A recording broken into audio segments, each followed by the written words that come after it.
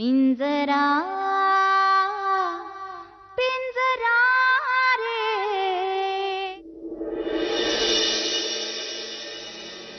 हे बईर, अरे गाडी हळू चालव बर का, आणि फोनवर नका बोलत बसू, आणि गेल्या गेल्या फोन कर मला. आई तुझ्या सगळ्या सूचनांचं पालन करत बसलो ना तर मला नाही वाटत मी आज पोहोचे ना पुण्याला. अरे पण डोक्यात 17 विचार असतात तुझ्या, काळजी वाटते, त्यातून प्रवास आहे ना. हो मिसेस, केवढ्या सूचना आमच्या टायमाला पण येत होते की, त्याच्यामध्ये काय डेव्हलपमेंट वगैरे हवं का नको? तात्या मला काय वाटतं तुम्हाला काय वाटतं ते हिर गेल्यानंतर सांगा, कारण तुमच्या वाटण्याबद्दल जरा शंका आहे. शंका विचारायचा अधिकार देवासने फक्त तुम्हासनेच दिलाय. अधिकार नाही, अक्कल दिली आहे. हे बघीर, जाताना एसी नको लावू, त्यामुळे झोप येते या. बघ आई, मी तुझ्या सगळ्या सूचनांचं पालन करेन. एवढंच नाही तर दर अर्ध्या तासांनी तुझ्या सूचनांचं पालन मी कसं करतोय हे तुला फोन करून सांगेन, मग तर झालं. ओ चिरंजीव उभा झाला आता तुमचं गाडवी प्रेम, आता जरा माझा फायद्याचा आहे का? त्या केदारला म्हणावं लवकरात लवकर हे प्रकरण निकालात काढ, आधीच लय उशीर झालेला आहे. तात्या माझ्या मते मी त्याच महत्वाच्या कामासाठी पुण्याला चाललोय ना. अरे दादा, तू तिकडे चाललाच आहेस तर माझ्यासाठी जरा 1-2 टी शर्ट आणि 2-3 जीन्स घेऊन ये ना. काय अंडरवेअर बनियन नको का? आता काय लग्नाची खरेदी याच वेळी करून टाकायची का? अरे तू हे बघा, गाडी मोड झाल्याशिवाय लग्नाच्या गप्पा नकोत घरात. आपण अगेन लिहून दिलंय ना, तरी बी तुमच्या मनात शंका आहेच का? हे बघा, गावामध्ये मिनिटाला ऊन वारा पाऊस बदलत या, तेव्हा काम झाला बघा, उगीच ढोल नको वाजवायला. हो चिरंजीव, निघा तुम्ही, नाही ते ही म्हातारी तेरडी तुम्हाला जाऊ देणार नाही. म्या म्हातारी आणि तुम्ही काय मिसळून फुटलेले तरुण वाटतं. हे म्हातारपण वयावर अवलंबून नसतं, ते विचारावर अवलंबून असतं. आमचे विचार मरेपर्यंत 16 वर्षाच्या पोराचे असणार, हिरवट. वय. चला चिरंजीव, ओके निघा. Good night, welcome, good day, take care असं म्हणायचं असतं. हसते इंग्लिशचा नाही पत्ता शिकवतील काय ते. तू काळजी करू नकोस, मी येतो. सावकाश. येतो. हा निघा. हो मिसेस, चला चला चला, आतमध्ये बरीच कामं बाकी आहेत, चला.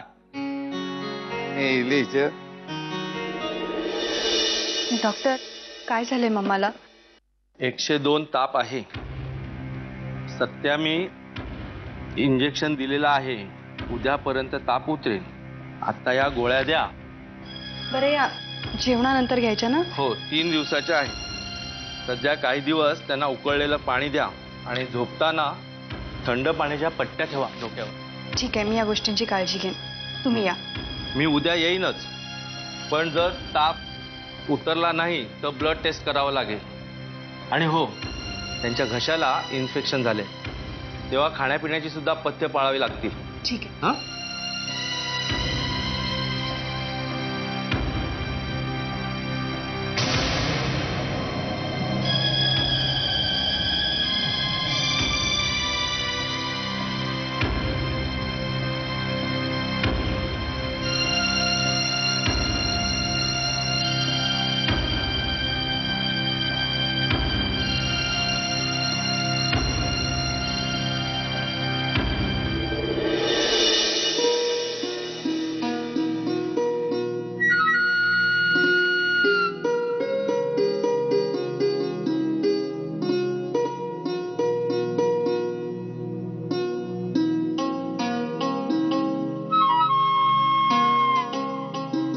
एका प्रश्नाचं उत्तर मिळण्याच्या आत त्या परीस अजून अवघड प्रश्न तू कशापायी माझ्या मोर टाकतोयस?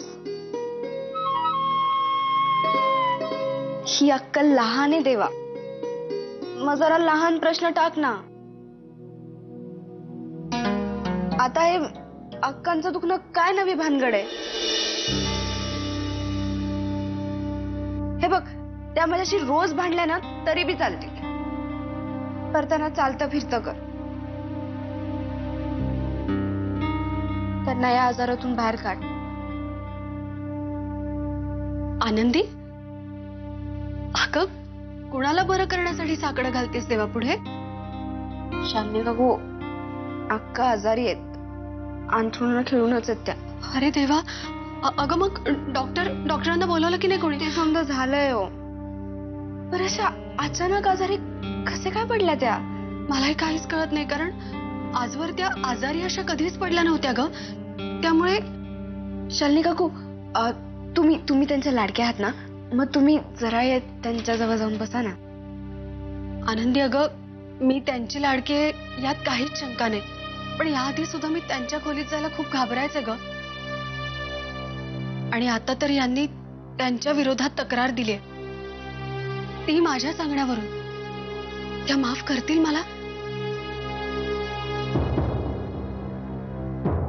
शालिनी काकू, त्यांना खरंच कुणाच्या तरी आधाराची गरज आहे. पण मी नाही जाऊ शकत ग. तू गुलाबला सांग ना, ती परिस्थिती नक्की सांभाळेल, ती हक्कांना नक्की आधार देऊ शकेल. तू जा, गुलाबला सांग.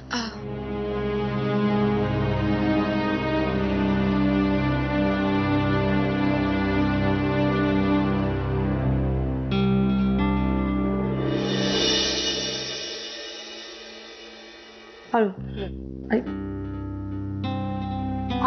की बायकोचं डोकं चेपून देता यायचं भान ठेवा, का डोकं फोडाल की काय माझं? ए मग ही असली कामं मला कशाला सांगतेस करायला? बायकोचं डोकं दाबणं आहे काय काम आहे का? का व हे जर मी केलं तर सांगाल ना समाजामध्ये सगळीकडं, बायको अगदी सेवा करते म्हणून, पतिव्रता म्हणून लेबल बी लावाल माझ्या नावापुढं. पण बायकोचं डोकं चेपलं तर काय होतंय? समाजात इज्जत जाते वय तुमची. पुरुष विरोधी चळवळीतली बाई असल्यासारखी भांडू नकोस माझ्याशी. मी नाही दाबत तुझं डोकं, चल. अहो राहू द्या, कसं पण उगाच.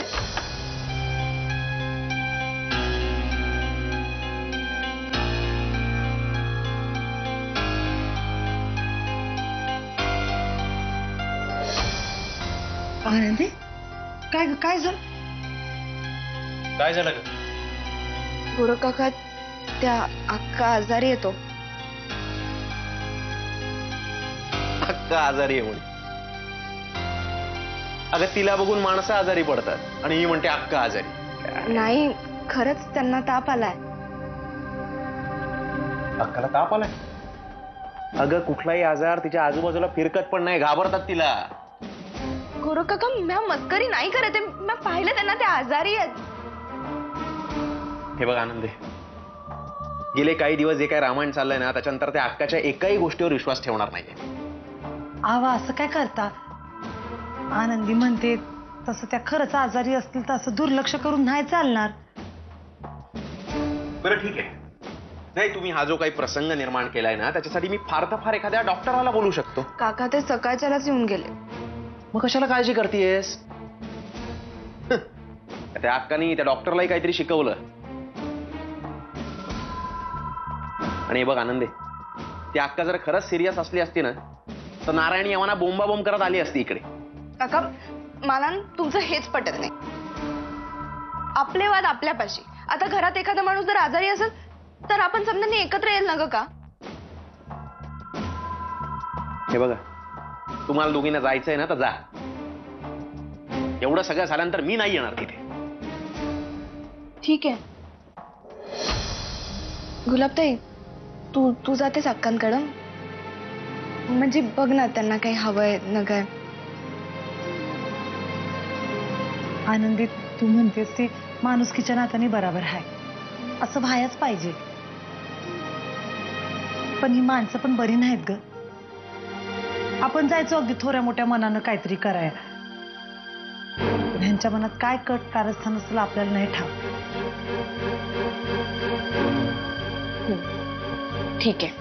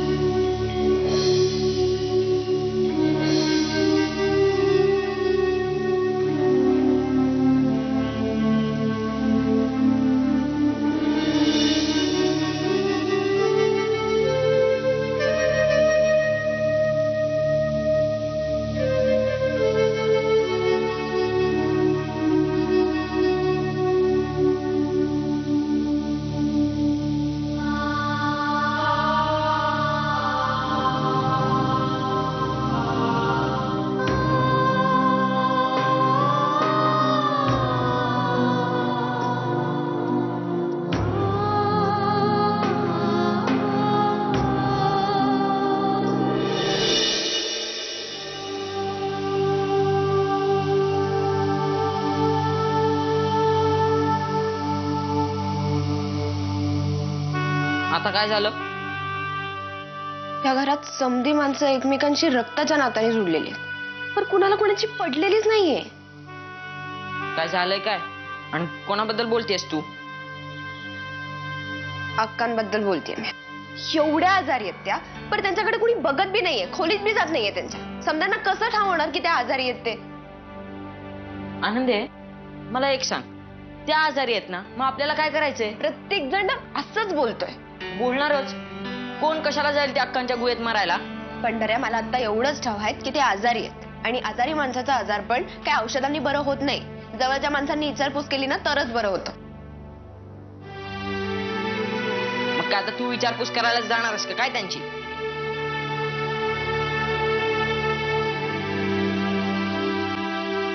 या नाही, तू जायचं. आनंदे, बरी आहेस ना तू? मी कसं काय जाऊ तिथं? हे बघ आई, मी तुला मस्त चहा करून देते, तू त्यांना देऊन दे. नाही आनंदे, तू किती बी चांगला चहा केला तर मी तिथं नाही जाणार आहे. ए, चुपचाप जायचंय. आनंदे, मला एरवी तिकडे जायला भीती वाटते. आता वाजलेत किती, मी नाही जाणार तिकडे. अरे, भ्यायची काही बी गरज नाही. आजारी आहेत त्या, तुझ्या अंगावर धावून नाही येणार.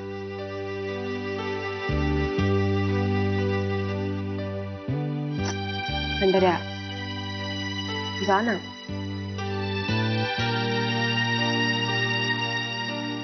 याच्या झाल्यावर तुला बोलवतो.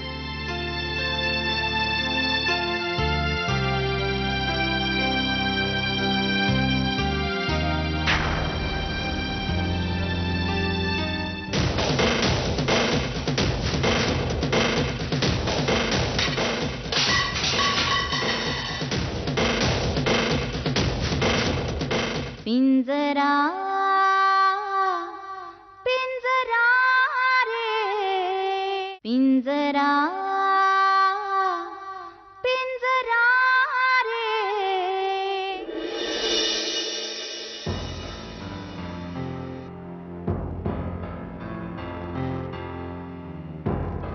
नारायणीताई, आता आता कशा आहेत अक्का? बघ ना, अजून तापच नाही उतरलाय तिचा. पण मग अशीच डॉक्टर येऊन गेलेत ना? त्याने सांगितलं उद्या सकाळपर्यंत ताप नाही उतरला तर ब्लड टेस्ट करावी लागणार आहे. तू एक काम कर, हा चहा अक्कांना दे, म्हणजे बघ त्यांना 100% बरं वाटेल.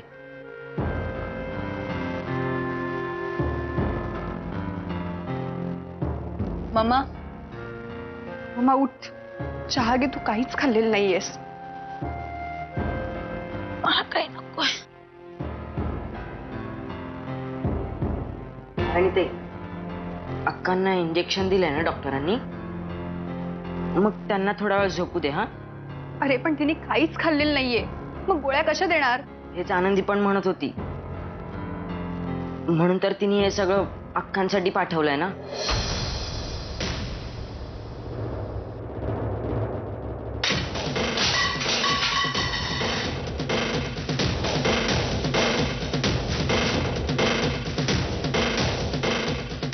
मेले तरी चालेल, त्या पोरीच्या काहीही घेणार नाही.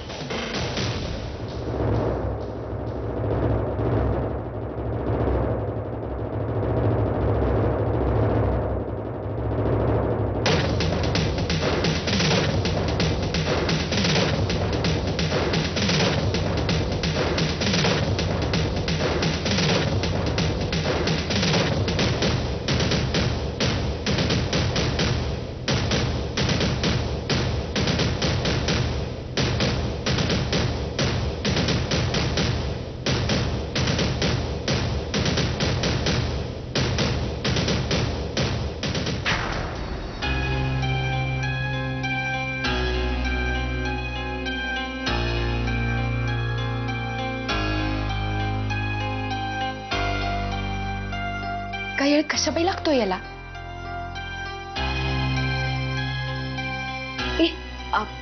घेतला चहात्यातली? काय म्हणाल्या? घेतला म्हणजे घ्यायला लागल्या होत्या, पण जसं त्यांना कळलं की ते सगळं तू त्यांच्यासाठी पाठवलंयस, तेव्हा त्यांनी अक्काच्या अक्का ट्रे उडवून लावला.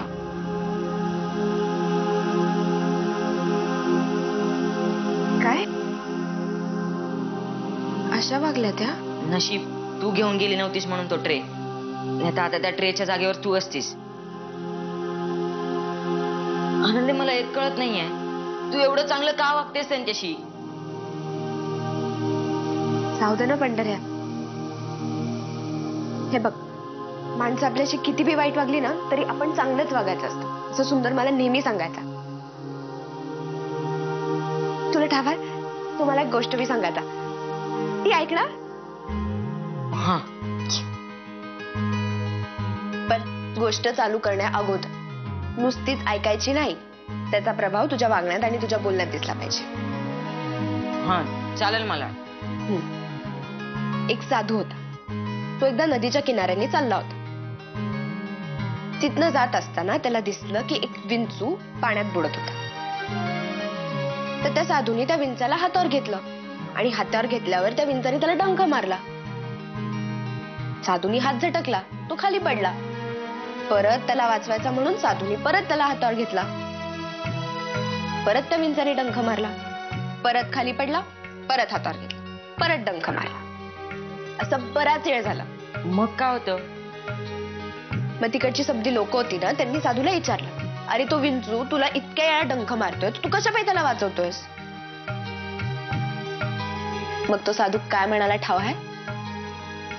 तो म्हणाला की तो विंचू स्वतःचा डंख मारण्याचा धर्म तर सोडत नाहीये, तर मी हा त्याला वाचवण्याचा धर्म कशा पायी सोडू? कळलं का? हा म्हणजे पंढऱ्या, आपण आपल्यासारखंच वागायचं. कशी वाटली गोष्ट? हा म्हणजे ऐकायला बरं वाटलं, पण मला नाही जमणार त्या साधू सारखं वागायला. एकदा वागून तर बघ, मग बघ मनाला कसा आनंद मिळतो. हा, ते गोरखदादा पण असंच काहीतरी म्हणत होते. म्हणजे सध्या असलाच कुठला तरी आठवडा सुरू आहे ना, म्हणजे दुसऱ्यांना काहीतरी देण्यात आनंद असतो. आमच्या फडावर बी समध्या.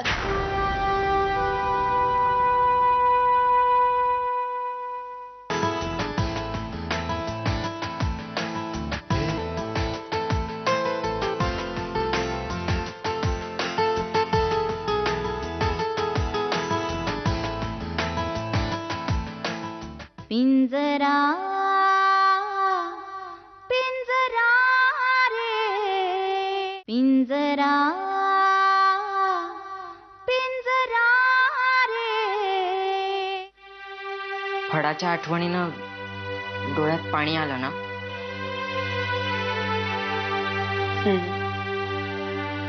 भंडाऱ्या, आमचा फड बिलय झाक होता. तुझे फडाचे नियम इथे वाढायला लावायला लागलीस ना तर वेडी होशील. अक्का म्हणजे तुझ्या त्या गोष्टीतला साधू नाहीये. विंचू दिसला नाही तरी त्याला ठेचून ठेचून मारती. माझी तर पूर्ण खात्री आहे अक्का एकदम व्यवस्थित आहेत, उगाच नखरे करतात असं बरं नसल्याचं. गोरख काका बी हेच म्हणाले, पण मला नाही वाटत त्या नाटक करताय. ते आता कळेलच. घ्या, वीर दादाचा फोन आहे, आमच्या फोनवर तुमच्यासाठी.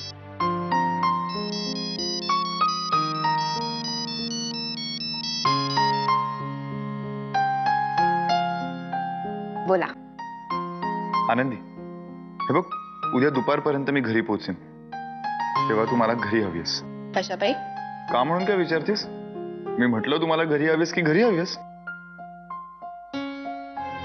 हे बघ, मी तुझ्यासाठी एक गंमत आणली, सरप्राईज. तू पाहशील ना तर वेडी होशील, माहितीये? वीर, इथं एकतर आधीच अक्कांना बरं नाहीये, कसं काय येणार तिकडं? आनंदी, अगं मी इकडे एवढं उत्सुकतेने तुला काहीतरी सांगतो आणि तू, मला मुळात कळत नाही की तू सारखं सारखं त्या बाईच्या जवळ जातेस तरी का? आनंदी, दया दाखवून काही होणार नाहीये. त्या अक्काला मी दया दाखवली आणि त्याची फळं आजही भोगतोय. हे बघ, मला काही घेणं देणं नाहीये, त्या तिकडे जगतायत की. अरे राजा, असं नाही बोलू. ठीक आहे, आपण का बोलतोय या विषयावर? ते सगळं जाऊ दे. मला तुला फक्त एवढंच सांगायचंय की उद्या मी घरी येतो आणि तेव्हा मला तू घरी हवी आहेस, आणि तेही मला हवी असतेस तशी. लक्षात ठेवा, मी येतो.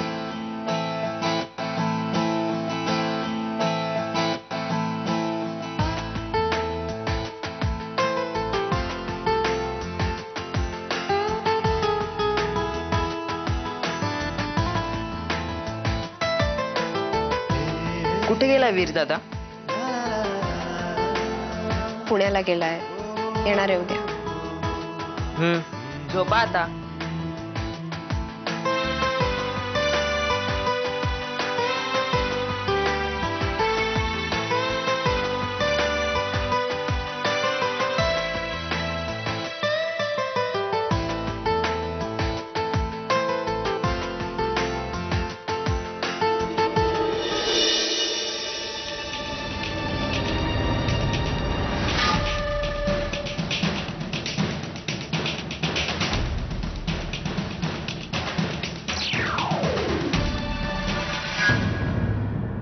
पिंजरा